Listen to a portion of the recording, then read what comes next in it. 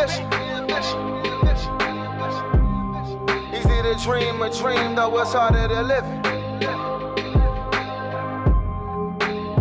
They gon' love me for my ambition. What's going on, guys? So I'm actually on my way to go to the gym again, go do some fasted cardio.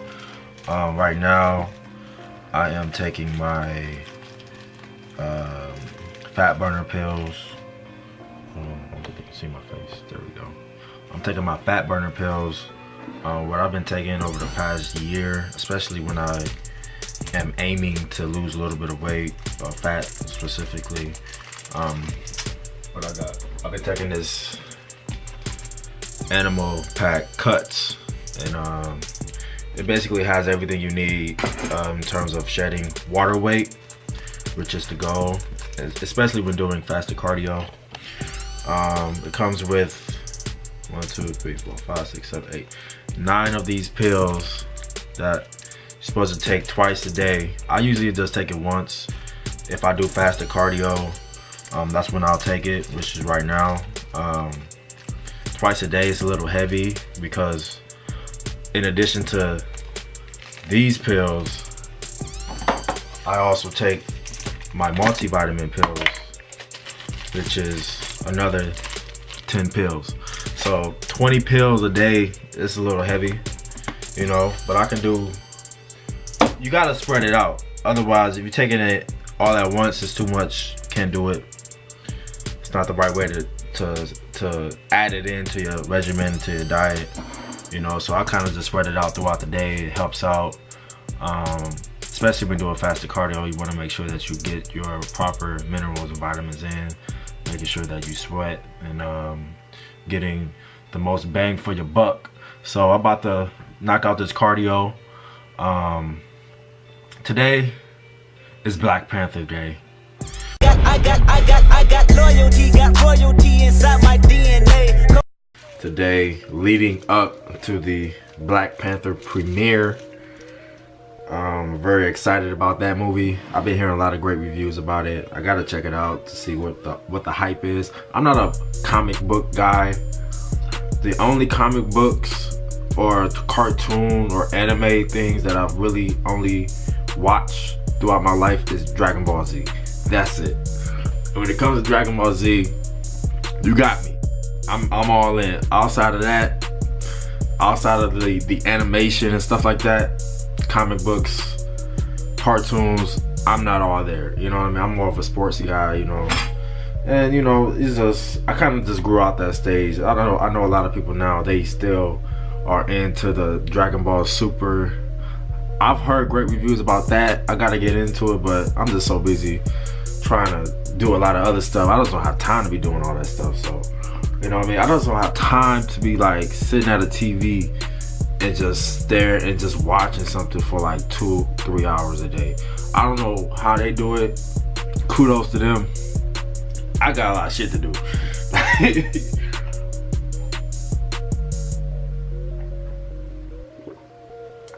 Some people got that. Some people got that time, you know. Me personally, I just got so much going on. Me trying to build my own business, work, school, relationships, like it's a lot going on. So, you know, it's as a kid, you don't have nothing to do. So it's like I can see kids just watching TV 2-3 hours a day because they don't have nothing to do. As a grown-up, you got plenty shit to do. It's like I can't watch 2-3 hours of TV. It's impossible.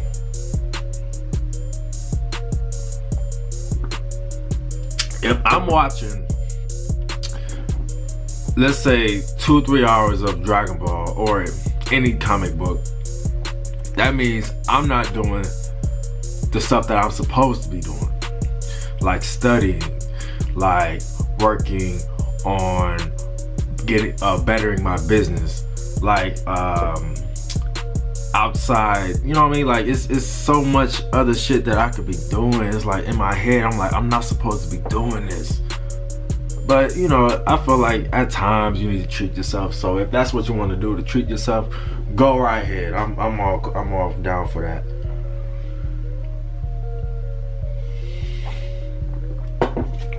But to do it consistently every fucking day, nah, B. I don't know how you do it. But enough talking. Let's get to this cardio. Let's go. I'm so glad that I'm back on my cardio. Especially Saturday morning cardio. During the week, I'm so busy. I kind of just delay the cardio before and after my workouts. But on weekends, I need to start implementing my cardio back into my morning routines.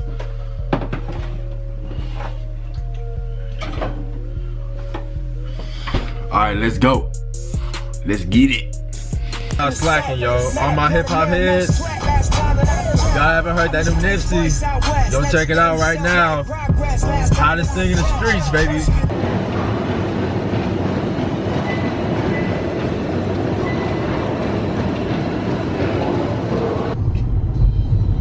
What's going on, guys? So I just finished off my cardio. After cardio, I went to go run a couple of errands. Went back home, changed, got dressed. I'm actually going to be going to the gym later on today as well. Saturdays, I'll try to at least get a 2-a-day session in. I know sometimes it's hard, but I just got to do a lot of time management, whatever, get it done. But for right now, I'm actually starving right now. I haven't eaten all day today, so I was kind of contemplating on cheating now, cheating later. You know, because I'm about to go see the Black Panther movie later on today. So I know I'm going to have a nice cheat meal either at the movies or before the movies or after the movies. I don't know, but it's going down tonight. So I just, and I still got a workout session later on today. So I'm just going to run to this Chipotle down the street from my house. And then it's not too heavy on the stomach. I don't want a lot of grease, etc. So, well, cardio session, I did 45 minutes. It went well. I usually do my cardio at a steady pace of like 3.2, 3.5, and at an incline of like 10, 11. And I just take my time, you know, keep it at that. Around that 15-minute mark, that's when you really start to feel it. You start to sweat. My fat burning pills that I was taking before my workout that you guys saw, that's when it really kind of kicks in around that 20-minute mark.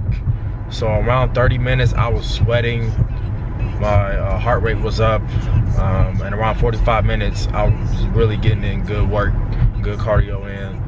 So you know, cardio session went well. I need to really step my cardio game up.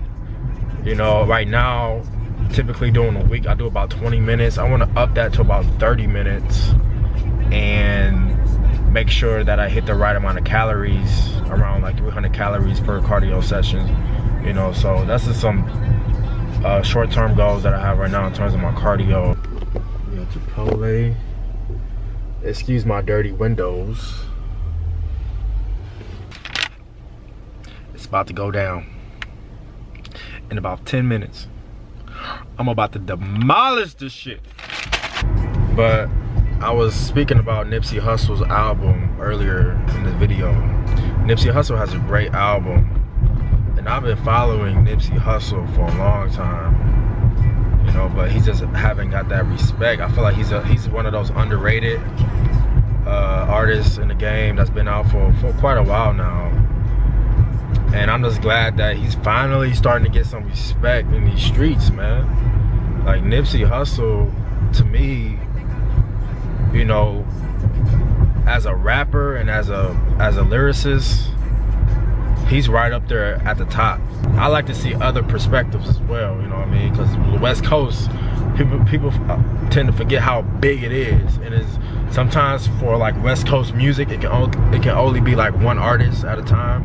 I don't like that. I feel like the West Coast, even if it's just California or Los Angeles, there's so many artists in Los Angeles that we don't really hear about in the Midwest or on the East Coast. You know what I mean? So for Nipsey Hussle to be getting the accolades that he's been receiving over the past day or so, you know, that's great for hip hop, because it's showing parity in the game, and you know, I feel like this album could compete for a Grammy.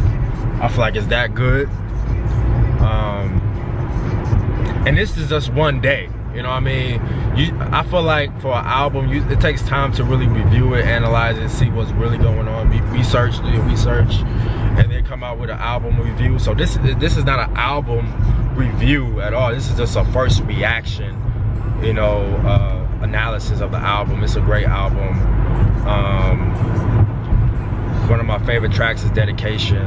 You know, that shit, that pushes me to work harder, you know what I mean?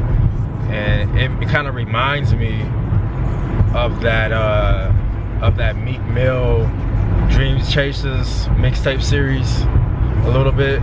Not what Meek Mill be rapping about now, but what he used to rap about, that motivation, that hustle, that strive, that dedication to want to better yourself and other people around you. That stuff is motivational, man. I need that sometimes. I feel like everybody needs that sometimes, you know? Loaded bass, song on Willie Mace. Yeah. Listen to my ambition, cause I'm on one.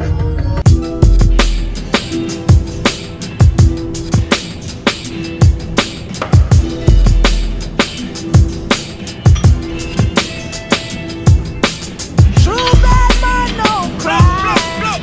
Some are living, some are die. Real man killing, don't say. Moving silence every day, every day. Money making ability. Theme music to the Godfather trilogy. Yeah, I just do it for the thrill in me. Come through and facilitate the facility. Walk out on the tab, they try billing me. Caught a plug on the diesel, that's from the Philippines. Start asking yourself, damn, how good is he? To make it look so simple, but how could it be? Especially when the work is enormous. Proper preparation, perfect performance. Never let them overexert your endurance. A liability really can hurt your insurance. This is the hustler's thesis. Money accumulates, but the product decreases. All types of weed, coke, and hashises. Moving without touching it, telekinesis. True bad man, no cry. Some are living, some are die. Real man killing, don't say. Moving silence every day, every day. Definition of power. Find out that them dudes that's reppin' with you is cowards. Your right hand man been effing you on the powder. Cut a body part off and they leave it by City Island. Come on, we get to the money get to us. Could've left, but we stayed, how sick of us. Love us or be sick of us. We millionaires, my niggas up. We got money over here. Think a puff, come on, you think a Mitch. That's right. Either you talking money or talking gibberish. Me, I died was New York mind the jigger shit. Both did clothing and liquor, got in the bigger shit. King gotta fight for the throne, you gotta live with this. Friendly competition in music, you should consider this. Just a little moment, I figured I'd revisit it. Cause y'all niggas is talking it, but ain't living it. True bad man, no cry. Some are living, some are die. Real man killing, don't say. Moving silence every day, every day. Pray for the sight and light pop. Death is certain and life's not. If I'm in the booth, then you know that the mic hot. If I'm in the safe, who can tell when I might drop? My context complex. I'm just playing God in the devil's contest. Or you curse the bless when you take your last breath for your first one. Let me dumb down, get the verse done. Walk with the angels and demons, I'm not the first one. Soul will be out of my body before the hearse come. Dig me, then you used to the witty. Old soul, I was here when Medusa was pretty. New York nigga, roof for the city. I'm in the coupe looking pretty. I got work, I still move it to Biggie. Playing 10 crack amendments, it's never. Focus. There we go. It's Black Panther time.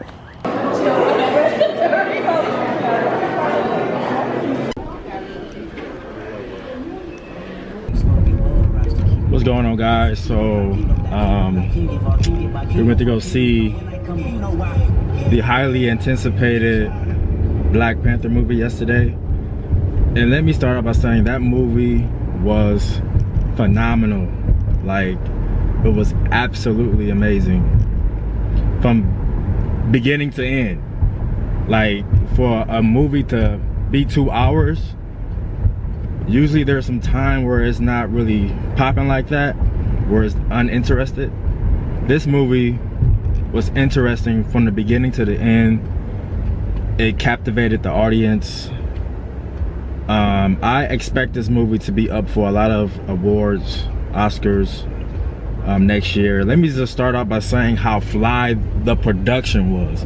The production, and I know this movie had a nice budget. It wasn't overly budgeted, but it was enough money that was put up where the production really stood out.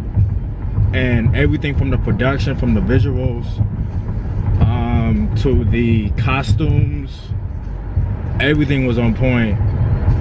Everybody just looked so fly. Like, every character looked fly. I don't care if it was a villain or a good guy, everybody looked fly. From the makeup to the women, the makeup, the garments, everything that they had on was totally well put together. Everything. There's not one negative thing that I can say in regards to the fashion, in regards to the visuals, to regards to the production, that I can say that wasn't on point. Everything was on point, you know. And you know, even from the trailer, you know, the anticipation was so high, because the trailer was only a minute and a half, and it captivated you. Just from what they shown on the trailer, it was like, oh, I really gotta go see this movie. Even if you're not really a comic book guy, like I mentioned before, I'm not a comic book dude. So going into this movie, you know, I knew a little bit about Black Panther, but I really didn't know his background story. I didn't know the villains, you know, I didn't know the setting, the context. So going into that movie, all of that was kind of vague. I really didn't know nothing. So I went in with like an open mind, not trying to bash it, not trying to overly analyze it. Just watch the movie. Just watch it for what it was. Watch it for what it is. What does it has to offer? Watch for symbolisms, messages, underlying messages, and whatnot. And I found a lot throughout this movie. You know, just from the good characters such as Black Panther, and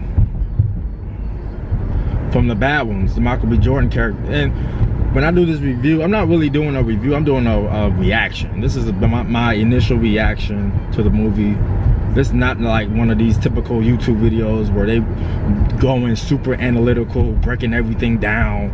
You know what I mean? Just a lot of subjection bullshit that they be spewing. This is not that. This is just an initial, raw, honest reaction to the movie. You know what I mean?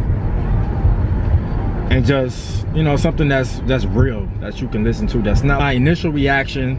I'm not overly analyzing anything. I didn't research nothing yet, you know what I mean? I advise people to do their research on the movie and the setting and whatnot, because a lot of the fiction of the movie, the fictional scenes, was actually realistic stuff that went on in Africa prior to colonization took place, okay? So the setting is taking place in Wakanda, which I thought Wakanda was a playoff of, you could either say Egypt, how advanced Egypt was compared to a lot of the other colonies and civilizations during that time, or you can also say Mali.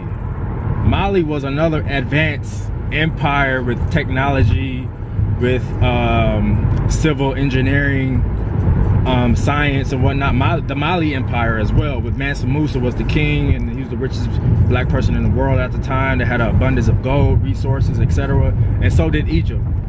Egypt, when Egypt was on top, Egypt was far advanced compared to every other civilization during that time.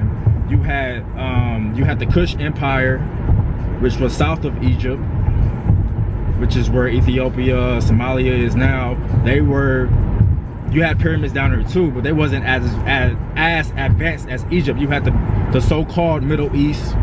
Before then, it wasn't called the Middle East. It was all basically Africans in that area. And you have, even now, like you have Egyptologists, you have researchers and scientists that's still trying to understand and comprehend how they built everything that they built during that time. The astrology, the architectural designs, how everything is pinpoint and has an astrological lore to it. Like you have Egyptologists now still trying to, how did these Egyptians do this? How? 3,000 years ago, how can you pinpoint something so concrete and defined? There's no error, absolutely no error in the architecture, in the designs, in the structures. To be that so far advanced in science tells you that there was so far advanced from every other civilization during that time. So you could actually say Wakanda was Egypt. You could say Wakanda was Mali in West Africa, the Mali Empire, man. Like, so you really had civilizations in Africa that was so far advanced, that was kind of in their own world compared to other places in the world where technology and advancements lacked compared to these places. So but the movie, as I'm watching the movie, you know, I don't know the names, but there's you have the white villain and you have Michael B. Jordan kind of working together.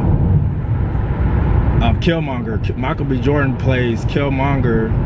I think I'm pronouncing that right. Or Killmonger, something like that.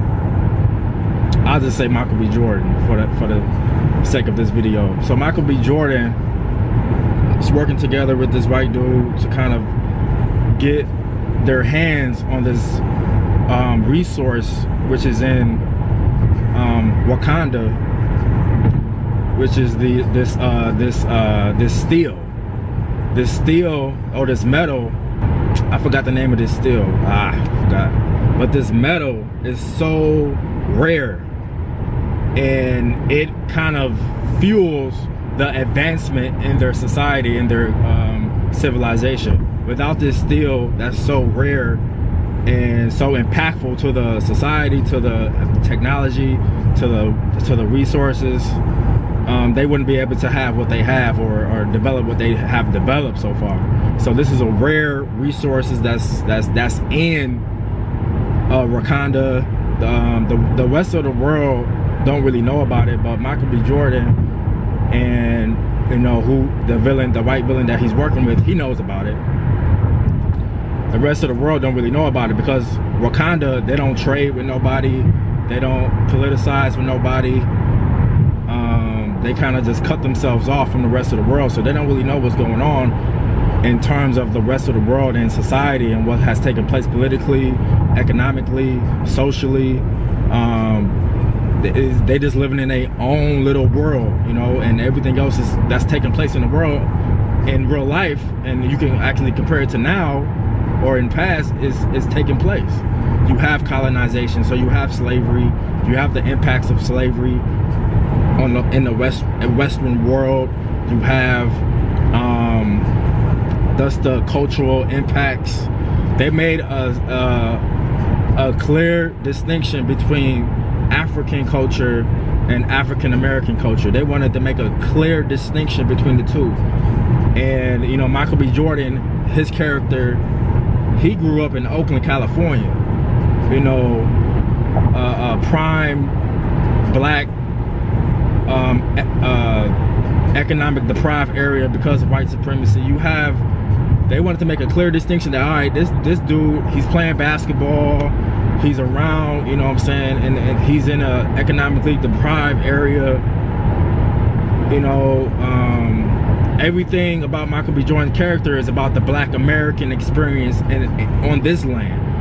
Okay, so he's from that cultural environment. He has a lot of vitriol. Michael B. Jordan does, his character. He has a lot of vitriolic views, and he's basically the black radical in the movie.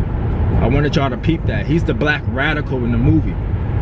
That's why a lot of people are giving Michael B. Jordan a lot of praise, because he's like one of us. This is how we think. This is how we feel in regards to systematic racism and white supremacy across the globe. So, you know, as the villain, he's vilified because he has this anger. He has this uncontrolled anger towards, you know, society, towards the systematic white supremacy. He has this anger towards it.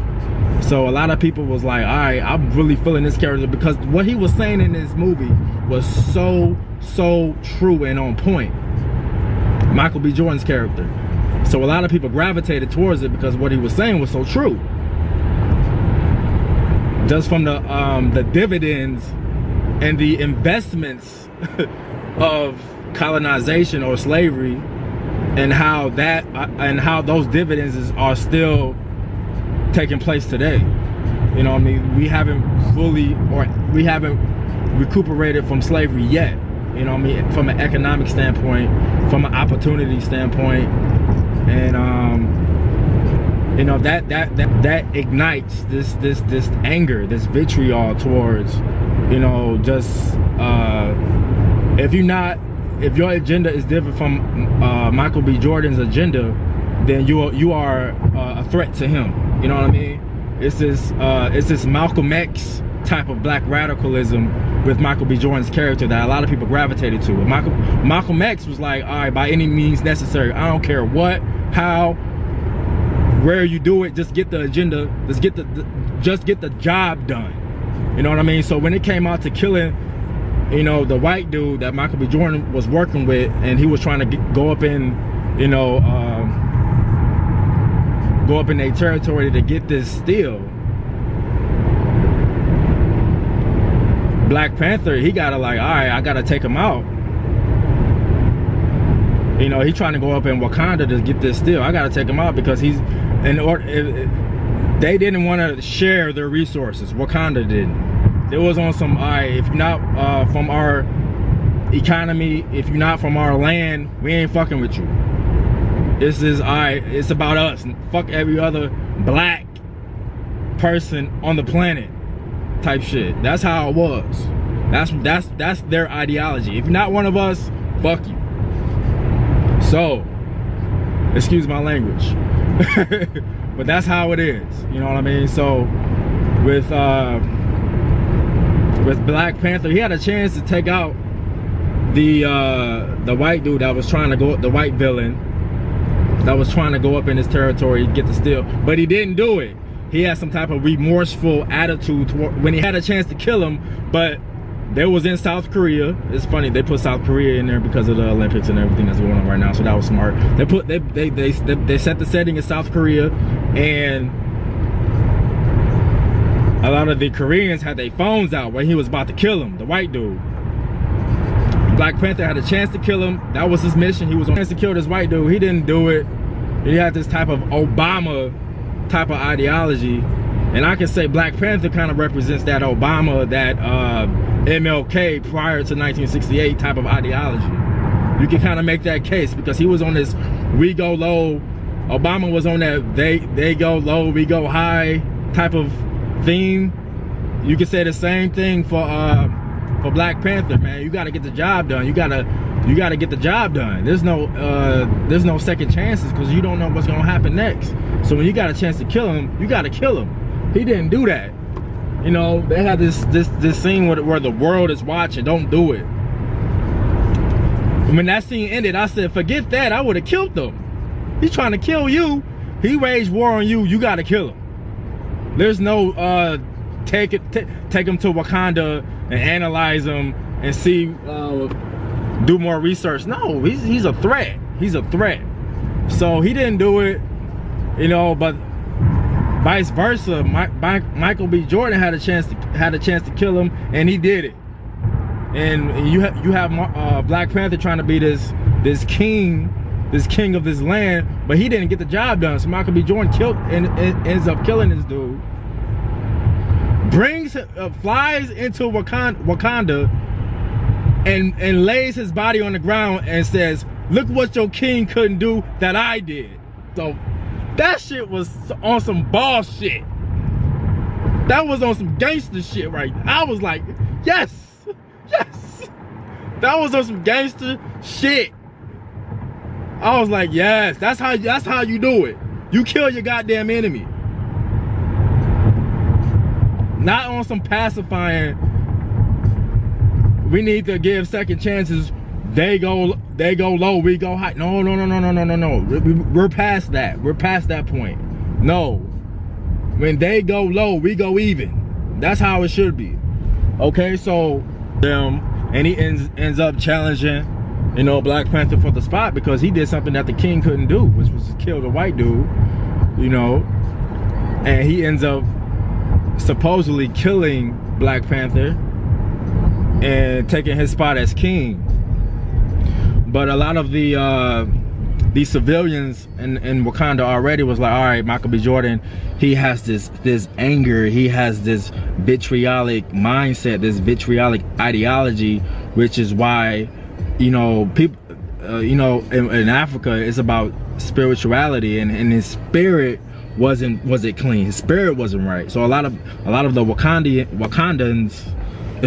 Wakandans, they didn't mesh with Michael B. Jordan's ideology, and they didn't want to have him as king, you know, because his heart wasn't right. Because, you know, it's like, because Michael B. Jordan, he realized his character Killmonger, he realizes systematic white supremacy and how it's such of a global threat and a global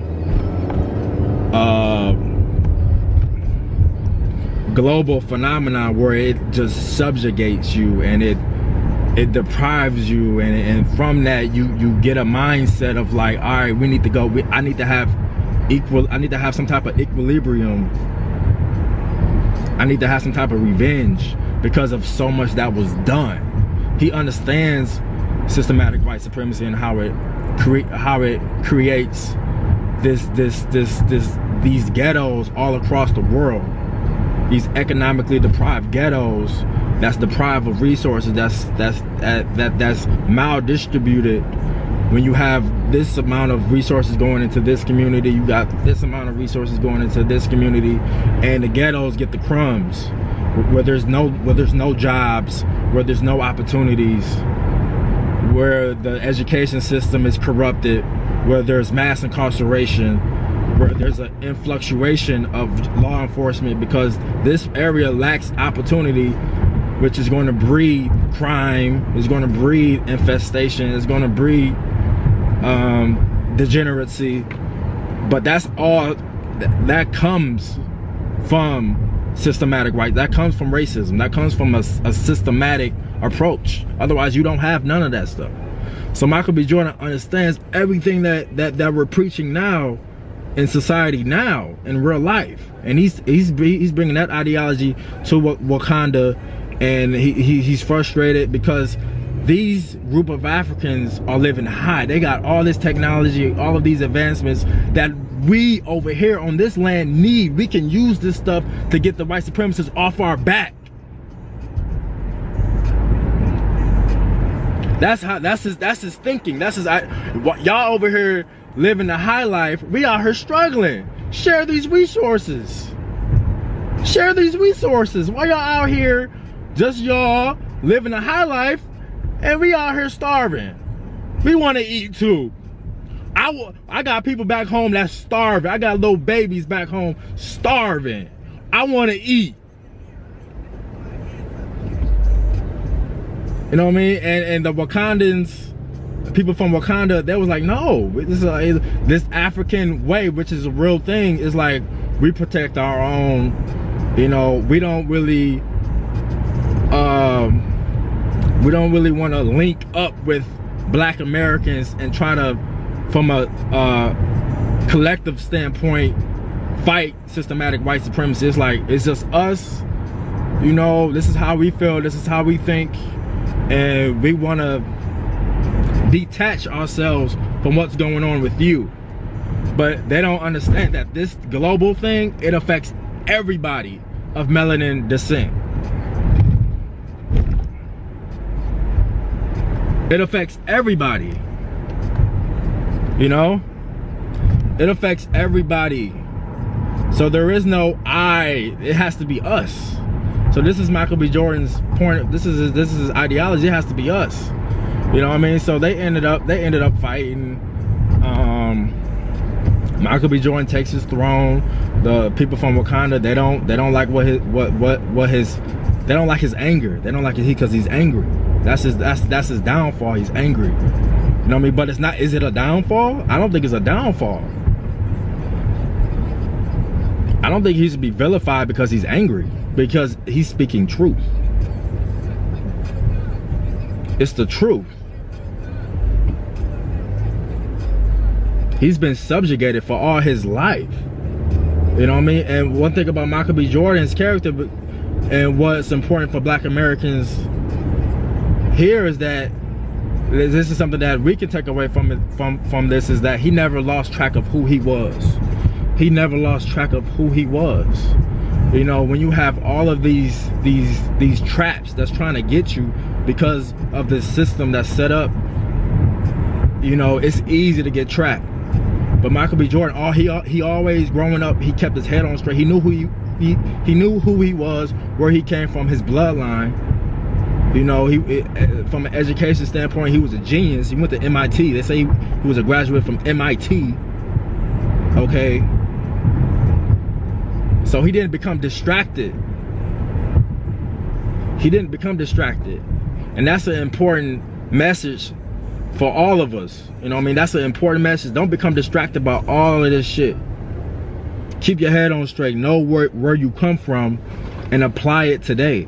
Kings and queens and coming from dynasties and coming from empires that controlled and ruled the world. That's important to know. And a lot of people don't know that. They think when they think about Black history, they think about slavery. They always start in schools. They start at slavery. We got to get out that mindset. We don't start at in the 15th century. We don't start there. No. You know what I mean?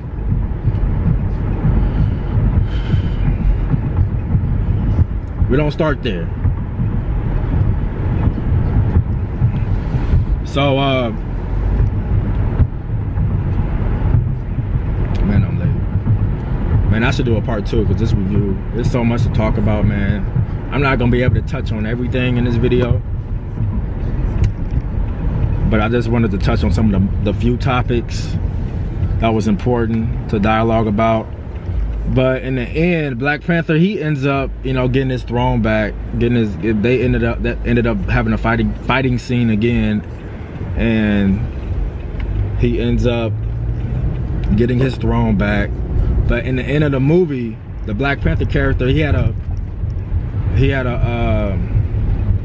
moment where he kind of understood what Michael B. Jordan was coming from, and it was a revolutionary moment because he realized that they were wrong for holding out for this long. So he wants to start to spread some of these resources into these communities across the globe.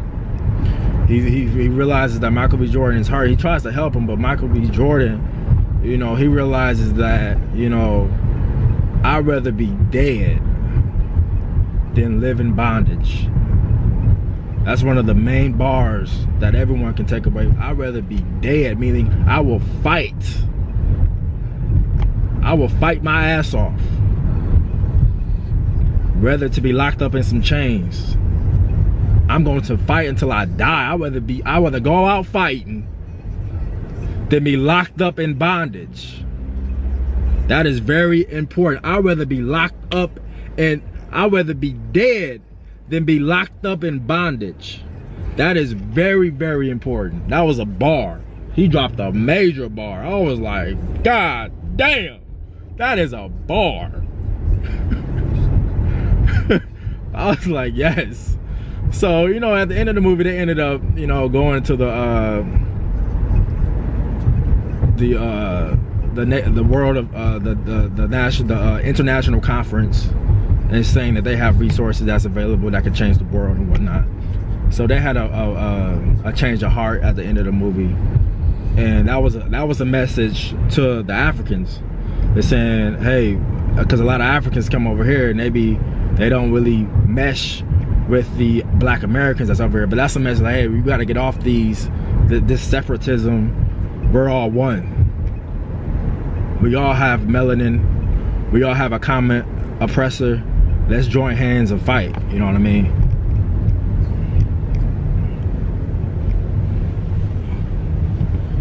But I may do a part 2 to learn something. I mean, the overall message I feel like from this movie was to create a dialogue and a movement amongst Africans and Black Americans, and really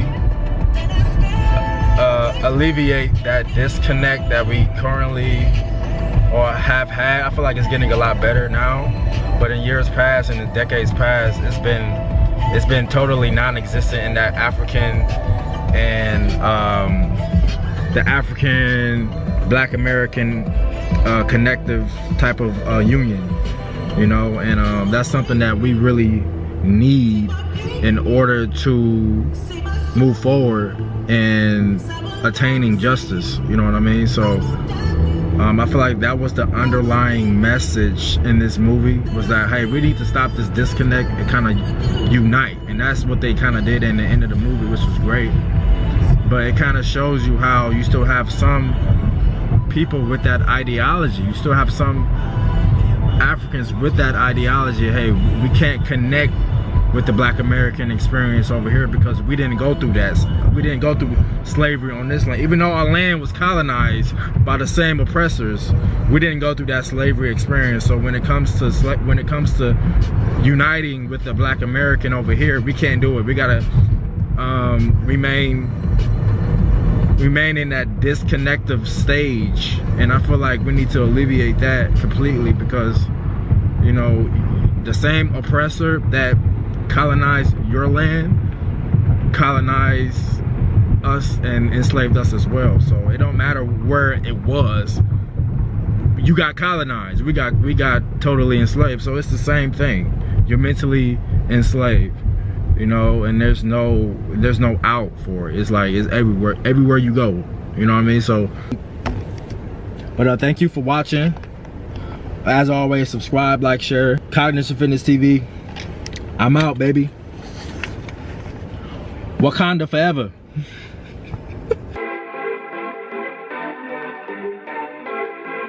They wish and they wish and they wish and they wish and they wish on me.